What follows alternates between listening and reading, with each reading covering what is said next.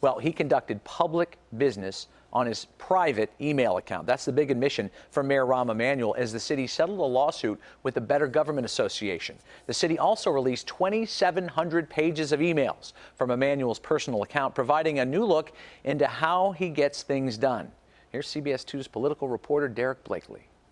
Mayor Emanuel says the BGA settlement provides clear rules for City Hall email use that didn't exist before. There was uncharted areas.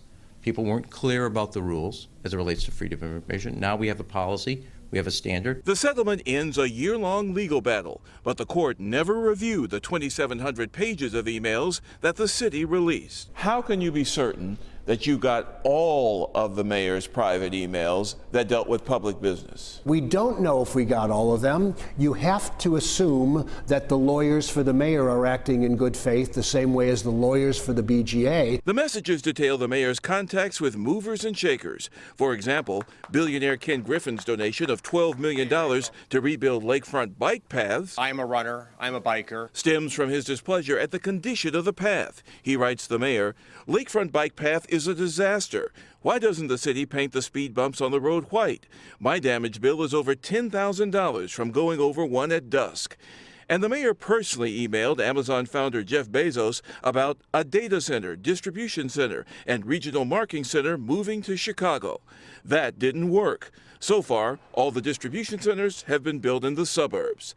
But also revealing what's not in the documents. Almost nothing on the controversial Laquan McDonald police shooting. There is no way that there's not more emails out there or text around that issue, because we know for a fact that they were communicating with different people. And on the firing of former school superintendent Barbara Byrd Bennett, pages and pages of an exchange with top aide Lisa Schrader redacted, eliminated completely. Still, Emanuel warns, going forward, more transparency could breed greater isolation. It may actually deal with limiting people to want to talk to people in public life. Under the settlement, all city business must be conducted on public email accounts. And the BGA says if anyone had contact with the mayor in private emails that were not released, they want to know, and they may go back to court to get them.